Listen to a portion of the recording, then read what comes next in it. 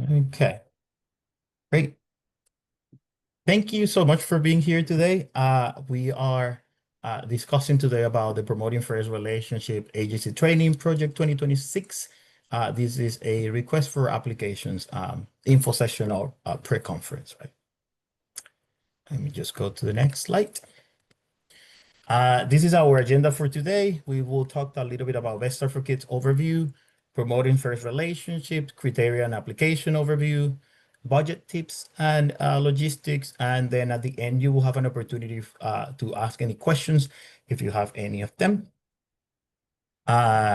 You can also add your questions to the chat and we will add at the end, we will have an opportunity for you to ask any of the questions. So just to start with Best Start for Kids, and I know that many of you are very related to Best Start for Kids, but we'd love to talk a little bit about it. So our vision in Best Start for Kids, it's very simple, but actually very powerful. We want to see children happy, healthy, safe, and thriving. Best Start for Kids basically was born in community. We asked our families in community what they wanted for their children. They responded with their hopes, with their dreams, right? And not just the things that they wanted to avoid and prevent, but also the beautiful things that they wanted for them, right? So these community aspirations shape what we have as a Best Start for Kids today. As I mentioned before, we want to see babies born healthy, kids thrive, and young people grow to be happy, healthy, successful adults. Uh, our equity statement was created by the CYAB, the Children Youth Advisory Board, which is the board that oversee all Best Start for Kids. They created a series of equity statements that basically are guiding everything that we do at Best Start for Kids. A couple of them are the ones that you see in this slide.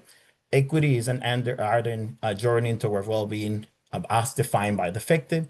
Equity is disruptive and uncomfortable and not voluntary. Equity is fundamental to community that we want to build. This is basically how we do our work and the values that we have for our work. Our approach is grounded in promotion, prevention, early intervention, and policy and system changes. We ask ourselves, what are the good things that we want for our children? And that's what we prioritize as a promotion and invest early in our babies and young children. Every child is born with full of possibilities and deserving good things. We also recognize that children and young people need prevention support to establish a strong foundation for life to sustain the gain made in investing early, which is what we're doing right now. We intervene early and provide support for those children and young people who need the additional resources to succeed. And finally, we work to change systems and policies so that all communities in our region can thrive and prosper regardless of race and place. So that's the way that we take an overall strength-based approach to what we do.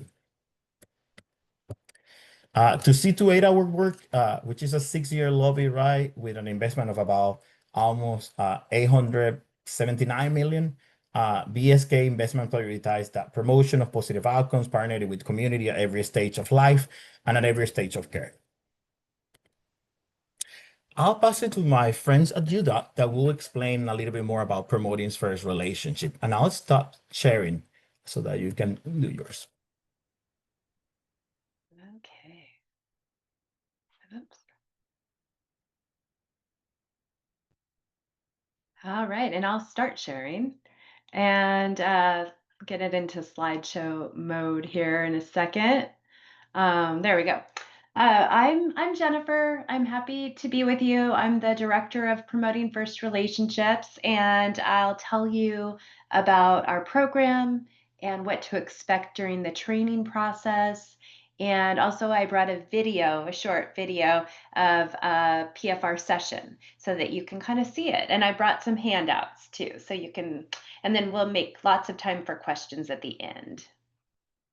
So the overview, PFR is or we call it PFR, Promoting First Relationships, or PFR for short, is really about nurturing the caregiver-child relationship and supporting it. So we are an evidence-based birth to 5 home visiting program. It can also be done in clinics that helps caregivers understand how to support their child's social and emotional development. The training piece helps providers learn our reflective, strengths based approach and specific strategies, including video feedback, to support caregivers in their relationship with their child. And we're rooted in attachment theory, meaning that children thrive the most when they feel safe and secure with their caregiver. And so, a few things we wanted you to know is that there are different ways to deliver PFR. So, we have these structured 10-week outlines that we use with families. Depending on the age of the child, we use different outlines in the birth to five span. And also, we wanted you to know that all of the PFR concepts and strategies that you learn in training can really be used at every visit and throughout your work. And so often, PFR is embedded in longer home visiting or case management programs. A key component of PFR is the video feedback. And this is where we usually take a video 1 week, could be anything the parent and child playing, a feeding, whatever the parent's interested in observing. And then we show it back the following week. And the parent gets to see for themselves what their relationship looks like. They might see out of the moment some cues of their child that they didn't see before, or their own behavior in a different way. And then we usually bring handouts, one or two handouts every session to share about social and emotional development. And these handouts are now available in over 40 languages, which is exciting to serve families in their language. PFR has been well studied. We've been part of 8 randomized clinical trials in child welfare, in tribal communities, and in community and behavioral health with both Spanish speaking and English speaking families. Some outcomes: we increase parent sensitive and responsive care, knowledge of social and emotional development. We reduce child problem behavior, improve child emotional development, stress physiology, and sleep, and prevent foster care placement by 2.5 times compared to the control group. And improve, if the child is in foster care, we improve placement stability, which leads to better outcomes. One great thing that we learned through this work is that PFR has even stronger effects for families that have greater distress or needs. So, PFR is more effective for caregivers with a history of child physical abuse themselves. It protects against child sleep problems when parents had higher ACE scores. In our perinatal mental health study, PFR was found to be more effective for mothers with higher baselines of depression, anxiety, or anger. And in child welfare, PFR was able to reduce problem behaviors in toddlers who had experienced multiple placements. So that's a little bit about the effects. And now I thought I would bring some handouts that we share with families so that you could see what you might be doing if you participate in this project. So this handout, Social and Emotional Needs of Young Children, and actually all of us, is a way that we talk with families about social and emotional needs and how to meet these needs for their child. So usually in PFR handouts, we have the first side is really parent friendly, lots of illustrations and not a lot of words. And then on the back of the handouts, there's more information. So more information about ways that parents can meet these needs for their child. And we talk with parents throughout the program about how when our needs are met, both adults and kids, that we can be the best versions of ourselves and have the best behaviors. And this handout, Supporting Trust and Exploration, is the way we talk with parents about their important role as a secure base and a safe haven for their child. And so, what we mean by this is and this is from the child's point of view, when I feel safe, I'm ready to learn and explore. So, this is what I need from you, mom, dad, grandma, grandpa. Stay close, keep me safe, and show me you enjoy me while I'm playing and exploring. And this keeps me playing and exploring longer. And then I will feel stressed or I will have an upset feeling. And then when you give me your help, your comfort and help me with my feelings, then I know that I can trust you and I can go out to and back to exploring. And so this circle happens all day long. And when parents understand why their child is like coming back to get their needs met, then they have better empathy about meeting those needs and sending the child off to and meeting their needs, and then the child can get off to exploring and learning again. We work with parents about really seeing the child's behavior as their communication to us. And so we think about when we see this a child at the bottom of the screen either acting out or withdrawing, that's a message to the parent that this child is having some distress. And when we work to think about what is that unmet need behind the distress and help the parents see that need and meet that need, then we see the problem behaviors, get reduced. This is the last handout that I was going to share with you, but this is about calming as the adult, calming myself in order to calm my child. And so we think with parents not just about their children, but all about themselves too, and the ways that they can calm and manage their feelings so that they can be the parent that they want to be for their child. Um, this is one parent's experience of PFR. She writes, PFR helped me understand my son's cues and needs. I get it now. I get him. I want to think about him in a different way. It helped me to step back, take a breath, evaluate the situation, and understand the situation. Why is he acting this way? Is he scared? Is he stressed? Does he need me? So um, she really is understanding his behavior in a different way and understanding how important she is to meet his needs. And then some providers' reflections.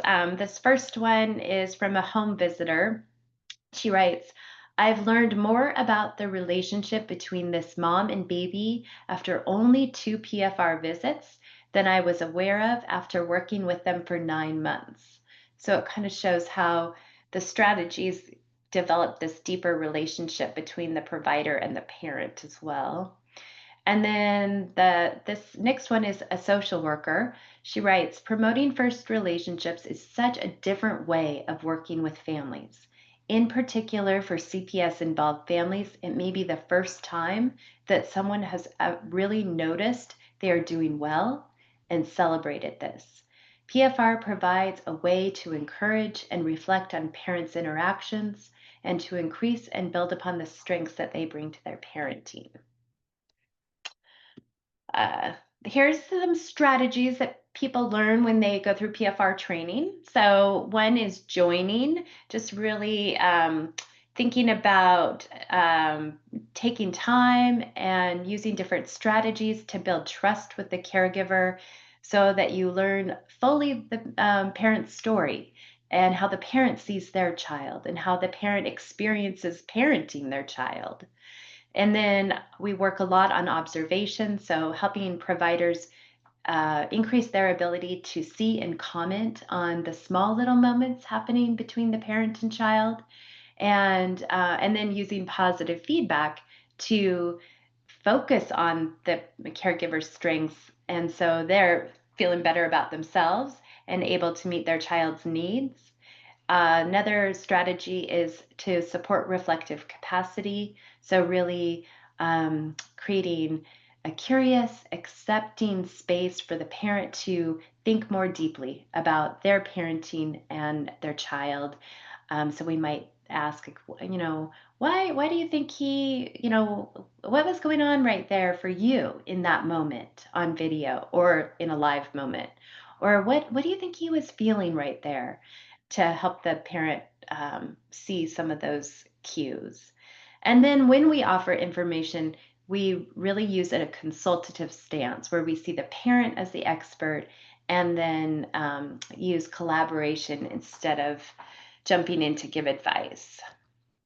And so here's, I'm going to start the video. This is just a small little clip from a PFR session. And we talked a little bit about kind of what you're working on with him now, and how he's been doing pretty well with some of those things he was struggling with. Yeah, he's been doing amazing. What do you think has been kind of helped him with that?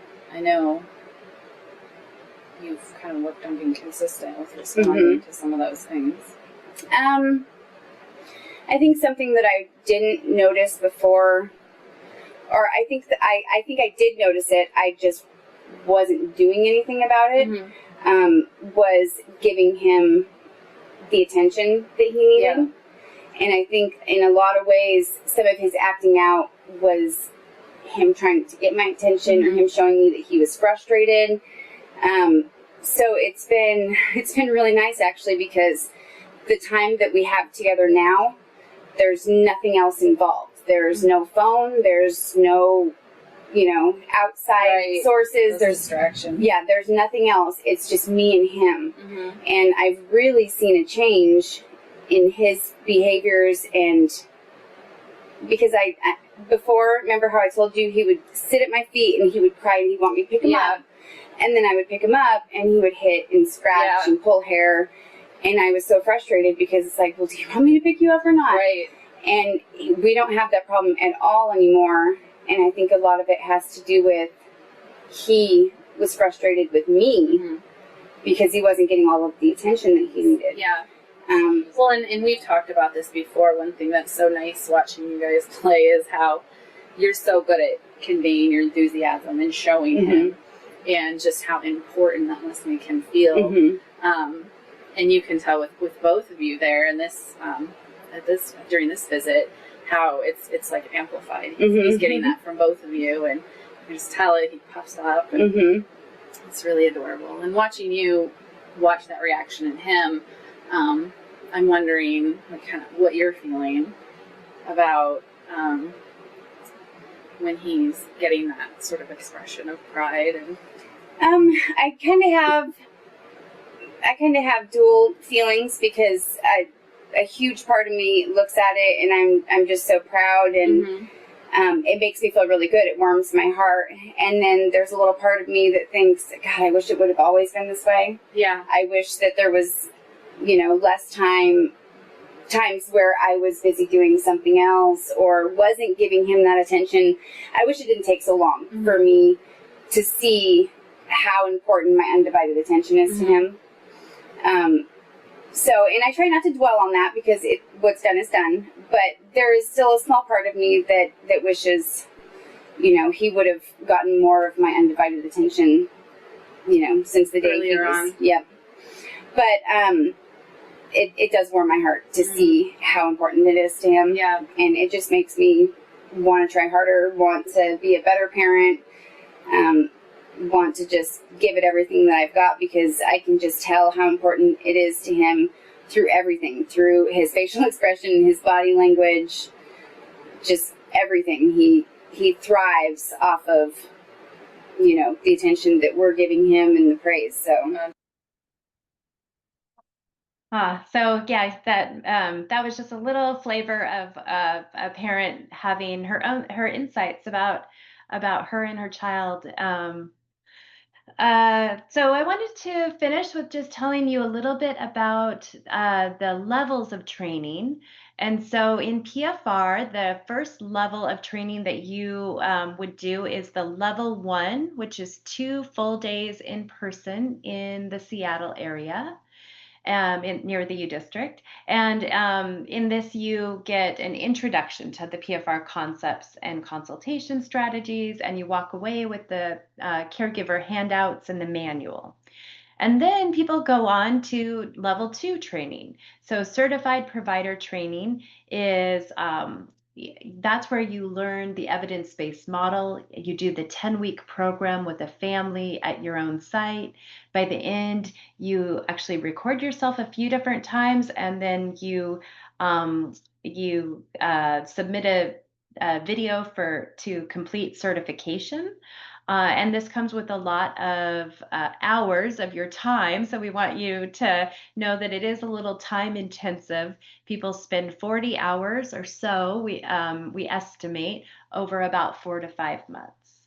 And then for those that are already certified in PFR, we have an agency trainer training that is another round with a family and where you learn to train others at your staff, at your agency. And finally, this is some information for agencies and providers to think about in terms of readiness for the program. So on the agency side, agencies should serve families with children birth to 5, have established referral sources so that when providers finish the program, they have families to work with. The agency needs to provide the recording and playback equipment, although with this RFA, there is funding for that equipment. And then staff need just reduced caseload time during the training. On the provider side, we recommend some education or experience with families and young children, commitment to and a desire to work in a collaborative, non-expert approach, as well as wanting to use a reflective, strengths-based approach, and a desire to learn and grow. And that's what I have for us. I'm sure I can get you my information too, but I'll turn this back over to Adrian for further questions. So here we go. Thank you so much, Jennifer. That was very useful. Let me start sharing my screen so that we go into details of the RFA.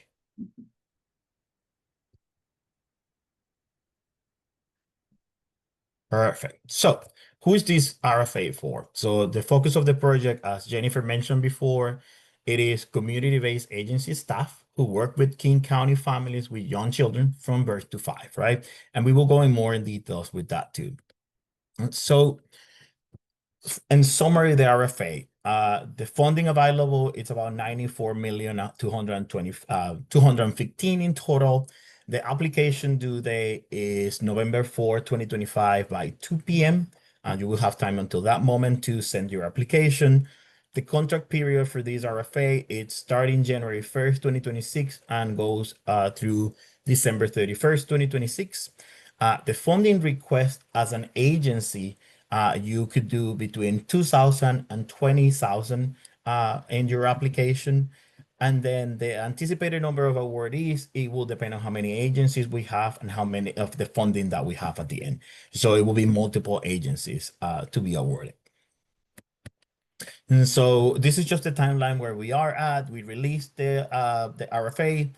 Today we're doing the online info session. You can send your questions also to the email that is provided in the RFA, and you will see it at the end of all the slides by the 10th, 17th of this month, so that you can ask any questions and you will get answer from them. The application due date, as I mentioned before, it's November 4th by 2 p.m. The RFA rated and review by a panel review will be done between November 5 to November 14th of this year. There will be an application interview period that will go from November 18th to November 20th. In that moment, if you pass to that round, then you will receive an invitation for the actual interview with your team. And then the tentative notification at our RFA status will come by December 16th. And of course, the contract will start in January 1st, 2026. And we can always come back to this if it's needed. So the funding priorities for these RFA are agencies, as I mentioned before, serving families with children from birth to 5, especially those in high stress environments. Agencies demonstrated commitment to equity and social justice, including families of color, immigrants and refugee families, LGBTQ families, families with disabilities, families with foster children, and families in geographically isolated areas. Also, agencies that can support staff participation, flexible scheduling, technology access, and supervisor support, and agencies with a sustainability plan to continue using and expanding the use of PFR practices after the training and after the contract is completed in December 31st, 2026. And so from the point of view of data and evaluation, awarded providers will participate in collecting and reflecting on PFR session data, video recordings, fidelity checks, monitoring reflections, mentoring reflections. Also, if you get awarded at the end of your contract, you will need to provide a final program report, 2 to 3 pages, and they will be in your contract summarizing outcomes, output, sustainability, and the number of families that you serve, plus the demographics. And this is something in detail that we will enter in your contract if you get awarded. Also, awarded providers will be required to maintain detailed documentation, services and activities delivered, dates and hours, participants' names, and service logs, including mileage, because you will have to provide that every time that you will be invoicing the county. Also, you will be required to submit monthly invoices with supporting data, time records, payrolls, and activity logs of what you completed with PFR. To enter in specifically on what you're going to submit on your application, then this is some application tips, right? For your application, you will need to send a letter of interest. That letter of interest, it's no more than 4 pages. And in that letter of interest, that is the only element that you will complete, plus the interest to participate, we'll have to have 5 sections. The 5 sections are about your agency. You will describe your agency, the communities that you're serving, the services that you're offering. You will enter into the agency criteria, your sustainability plan, your flexible schedule support, technology access for the staff that will be completing the actual training. Then also you will talk about the staff applicants, who are the people that are applying, which training tracks out you're gonna applying for. Are they doing level 2 training? Are they doing level 3 training? And remember, like Jennifer mentioned before, level 3 training is someone that is already certified in PFR and they wanted to continue their basically their professional development to be able to train other people on PFR. Staff qualifications, they have to have education, experience, direct service, ability to recruit families, strength-based approach, vehicle access, and also commitment to improvement, right? And the last piece of that you will add into your letter of interest is your personal budget, your current staff salary or personal expense budget, plus everything that you will have in the budget detail on the RFA, which I will go into an example soon. So a little bit more of tips. So be explicit, clearly label each section of your letter so reviewers can easily see where you have answered every requirement. Tied to equity, highlight how your agency reflects and serve the populations prioritized by Beds for Kids, families of color, immigrants, refugees. Show sustainability, go beyond, continue doing the training, give concrete examples. Like, for example, we will be embedding PFR into existing programs that you may have, we will do peer training plans in the future to continue the education of your staff internally. And then also name staff clearly. List each applicant, their role, their qualifications, and the training level that they are applying for. When I say that what training they're applying for, is because you could have 4 people on your staff that are applying, and it could be that 3 of them are applying for level 2 and 1 of them is applying for level 3. It doesn't matter the combination, but if the clearer, the better, so that we can evaluate each of the staff by itself. Budget tips, and you will see an example. Follow the format. You have a format in the actual RFA where you will have a staff salary, benefit and taxes, and total. Keep it simple. The hours that you will have every person, it's depending of the level they are doing, and it depending if they have completed level 1 training before that Jennifer mentioned. 51 hours if staff completed level 1 in the past 12 months, 67 hours if the staff never completed level 1, or it was more than 12 months ago. Be realistic, pay staff salary request on actually hourly. If the staff is making 67 an hour, that's the amount that you're going to put. It's 67 an hour to multiply that by the hours that that person will perform in the future. Include allowable extras like the mileage, include also audio and visual equipment. It is up to 500 per applicant, like for example, a laptop, and if you have 3 applicants, you could do 1,500 because you have 3 applicants, right? The parent stipends, you have 150 per family.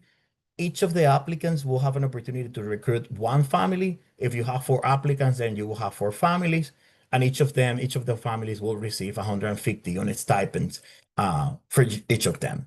Then toys for session per applicant, you have up to $75 that you can use. Again, depending on the amount of applicants, then you will multiply that. And then your admin cost that could go up to 10%, right? So don't include supervisor time on this one. The RFA specifically excludes reimbursements for the supervisors and stay within the limits. You could go from 2,000 to 20,000 in total. And let me just show you, this is one example of the budget. You see here, you have three staff that were applied for this RFA. These 3 staff got selected.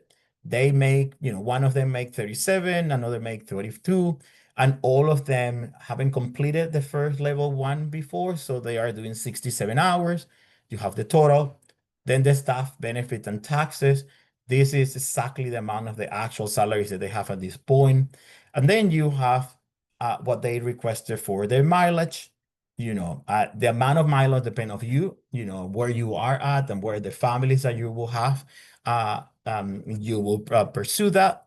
You have 3 people that are training, and then you have the mileage according to GSA that give you the total. Same with, for example, with computers and audiovisual equipment. You have 3 trainers, you multiply that by 3. Same for the toys, same for the training family stipends, your total operating expenses, and then you have your agency administrative amount, and that will be your total. You can use this table. It is provided in the RFA.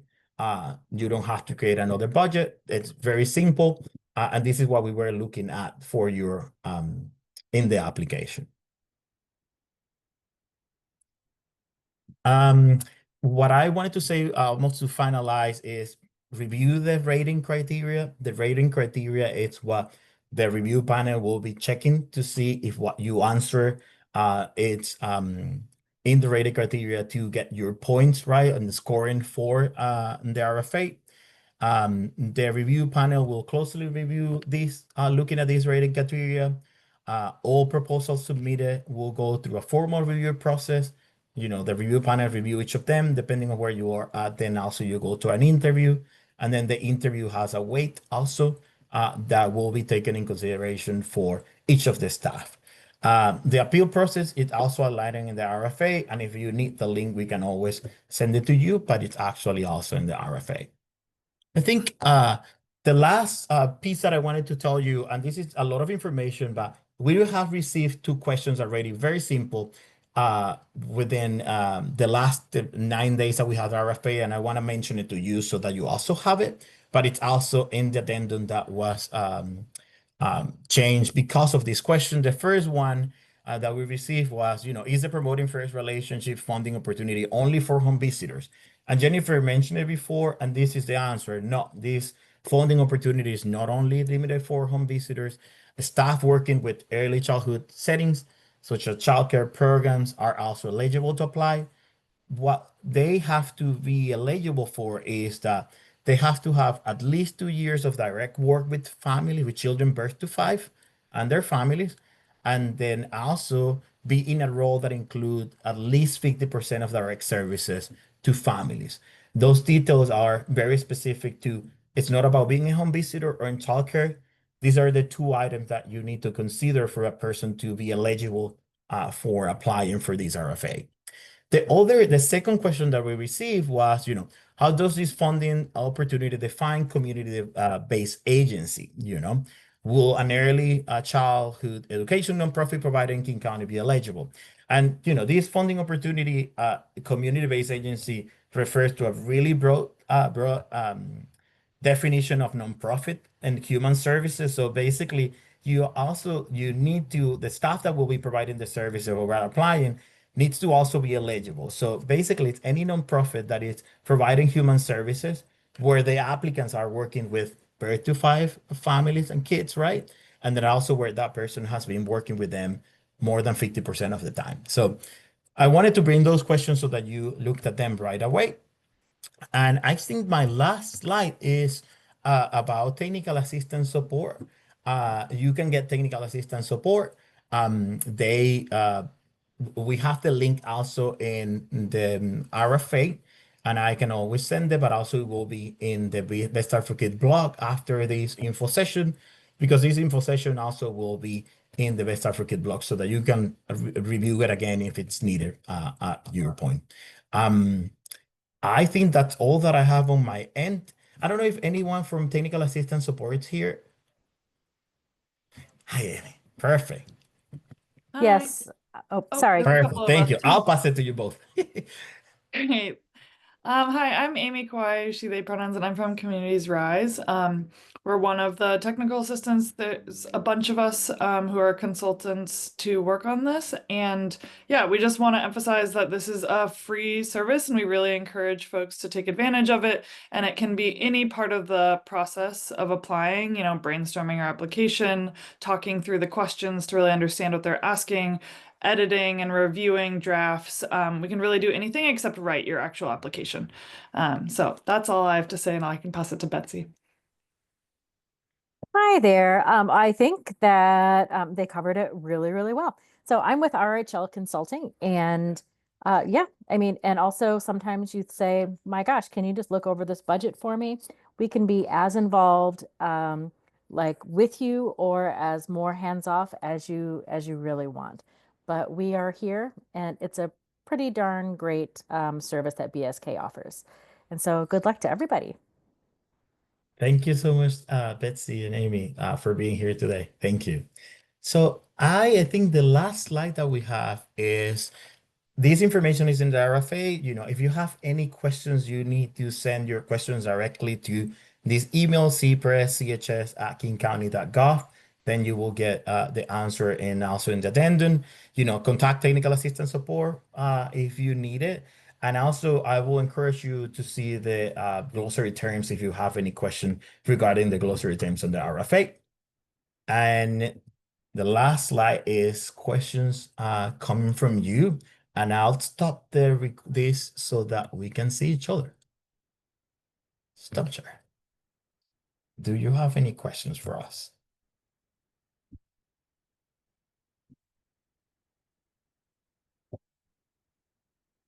And thank you for being here. I see a lot of people that we have met in the past, so good to see you all.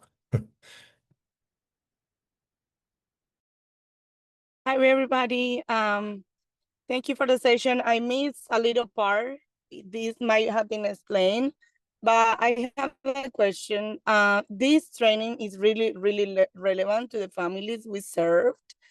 But however, we are a cooperative preschool who serves Latino community, and we do not provide direct service as home visiting. We provide direct service as an in-classroom. So I wondering, because we need to submit a proposal of what we're gonna do after our learnings. So is that okay for us to apply? Is this feasible for us to apply, even if we're not gonna do home visiting? Jennifer, do you want to answer that? Also, I will put the slide if you want to. I'll let you. So I'm not sure because I don't know, Cindy, if I caught your question. Do you do direct service with families at the preschool? Yeah. Okay, then yes, I'll let Adrian, we can show the slide if you, but yes, as long as you do direct service with families, you can do the Promoting First Relationships program at the preschool or in home visiting. Amazing. And just to add to that, and this is more about the details on the eligibility. So you know that you are applying as an agency, but you actually are applying for each person that is applying, right? As an applicant. That applicant has, you know, to have at least 2 years of direct work with children birth to 5 and their families, right? Which it seems like they are doing that. and also be in the role that include at least 50% of direct services with those families. So those are the two elements that are eligible. It doesn't have to be home visit like Jennifer mentioned, but they have to meet these two elements of the criteria. Amazing. Okay. Yes, we do. We do have it. So it's great. Perfect. Thank you. Perfect. Awesome. Thank you, Jennifer.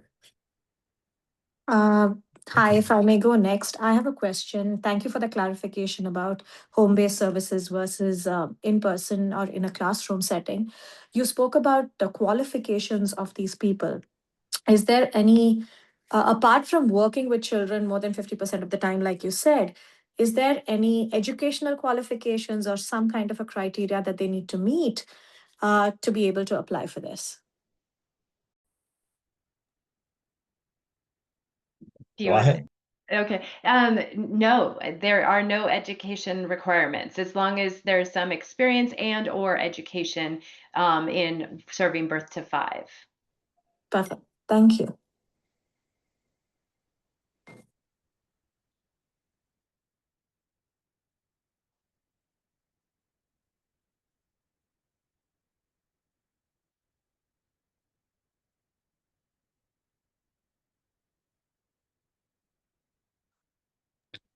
Any other question? Hi, I have a question. I'm curious if we are working with families who are not comfortable with being recorded. Is there any way to still utilize, PFR? Thanks for the question, Jamie. So in order for people to complete the training process and to become certified, we do need to have that individual working with a family that is that's willing to record, because that's how, since we train for level 2 training, it's all online and virtual. It's how we're kind of in the home or in the space with the provider is through that use of video recording. Once people complete the program, then PFR can be utilized with families that don't want to record. In our, Thank you. yeah, I'm curious. In our experience, we've done this with like over the years, and we haven't had a time where we haven't been able to find a family that's willing to record. But I'm curious how that fits with your organization. I would say we'll definitely be able to find some families who are open to recording, but there are also, I know, cultural considerations around whether or not a family may feel comfortable with recording, and now just with heightened concerns around everything, the idea of being recorded and having any organization or person having access to their recordings could feel really concerning for families. So, if there's any even workarounds, blurred faces, client IDs only, I don't know what's possible, but just any ways that we can make it be more of a supportive process for a family who is willing to participate and feels, a lot of trust with their provider, but just doesn't know what happens with their recording after a session. Yeah, that's a really good question. So the recordings will never, so even during training, the only recording that the University of Washington will receive is the very final recording of the provider working with the family. And that is uploaded to a HIPAA compliant Dropbox account. And then once people are beyond training, then we've done lots of different things. So we sometimes utilize the parent's phone if they're comfortable with that. Then they can even then nobody else can have their recording, and then the provider can sit with them and watch the video on the parent's phone and still give lots of positive feedback and use the reflective questions and all of that. And yeah, and then during training, that's the thing that gets just a little bit harder because part of the training process is helping providers see and comment on the small little interactions that are happening between the parent and child. But again, as long as the parent felt okay for the provider to have that on their device, then the University of Washington never sees that. It's only that final video that gets uploaded. And even if necessary, we could, I think I've talked to maybe your organization or some others about even watching the final video on the provider's device. So that might be a possibility. Thank you. Hmm.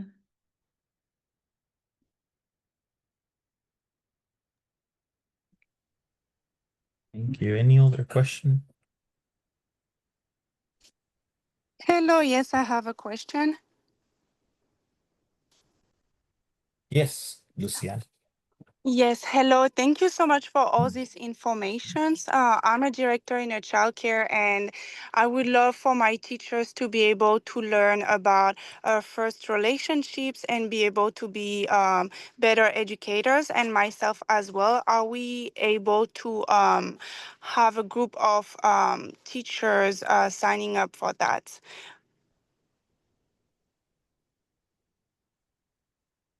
So, Luciana, in this case, it will depend on, are your staff working directly with families and the kids birth to 5? And do they work with the families and the kids more than 50% of the time? If they are eligible in that way, then they can apply for this RFA. So working in the classroom doesn't qualify as working 50% with families? Are the families working with the kids in the classroom? The So, families are welcome to volunteers, but they're not. There is not a specific time for families to come every day.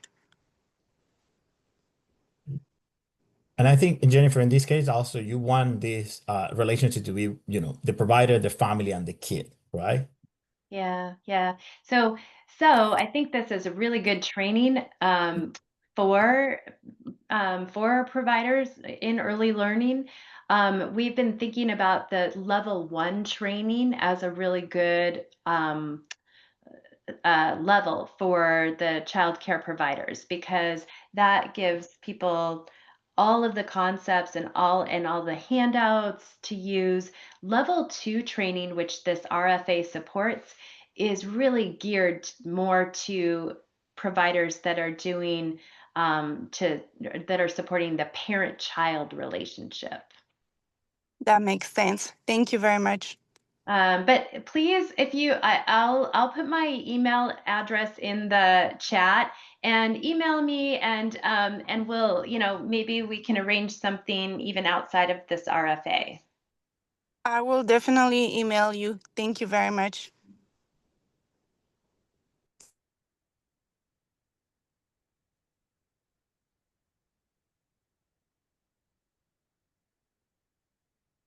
Any other question? Yeah, I just have one question. If you're working with the King County, but you don't have the nonprofit status, you still can apply? You can apply, but in this case, and Alan, if you can help me a little bit with this one, because also if you have a physical sponsor that can apply with you as a partner, that is a possibility to do. But Alan, do you have anything else for that you can help me out with this one? Sure. Yeah, you bet. I mean, I think it's helpful if you can identify your fiscal sponsor or partner as part of the application. And the way we typically do that is the legal contract. We can only have one person, one agency be the legal contract holder. And usually that ends up being the fiscal sponsor. So they would kind of sign on behalf. But the agency who's performing the work, we typically would call them out in the scope specifically and name them. So both agencies can receive credit for that work. Thank you. Thank you, Alan. Thank you, Alma. We still have about 8 more minutes. So if you have any question, this is the time. And I'm sorry, Alma, I just seen your question in the chat. It has been there for a long time.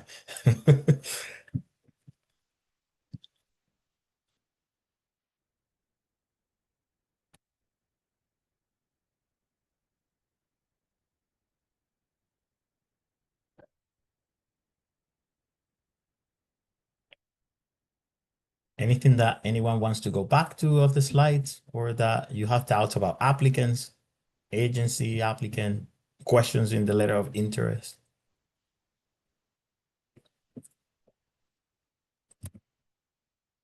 Last question I have. I know there is 2 trainings.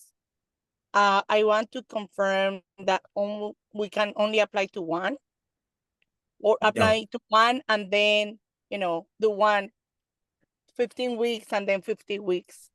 Is that correct? Hi, Cindy. So thank you for the question. Yeah. So you can, as an agency, you can have 4 people applying for different trainings. Each person will apply for one of the trainings. Like, for example, Cindy, you can apply, for example, if you're the person applying, you can apply for level 2, but then you have another co-worker that will apply for level 3. And you're applying for one of them, but each applicant will apply for whatever makes sense for that person. So you can have 5 people in your organization that will apply, all of them for the level 2 training, and that's completely fine. We will take a look at your application as an agency and individually. Each of the person will need to meet all the requirements or criteria that we have in the RFA. Not because you are sending 5, that means that we will award the 5 staff members. If they all qualify, they are all great, what we need in according to the criteria, then they may receive all of them 5, the 5 of them, the award, right? But it is taking a look at the organization and then taking a look at each of the individual participant staff.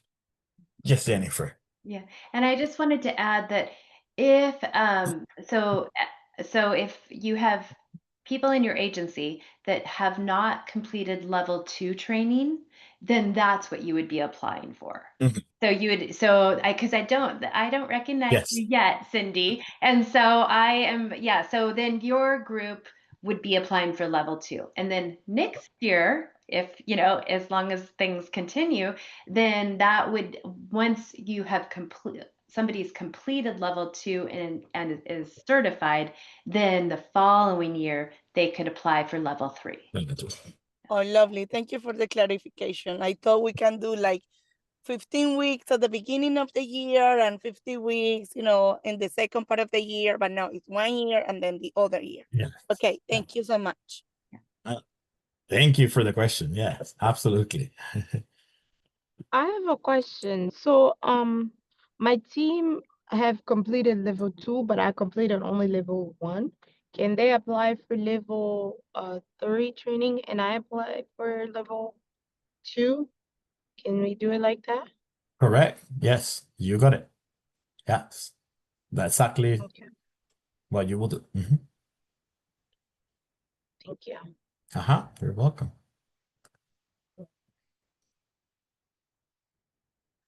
Last 4 minutes. Also, we can finish earlier if we are.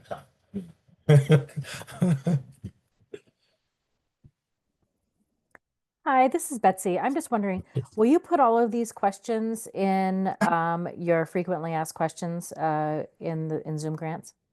Correct. Yes. Okay, thank you.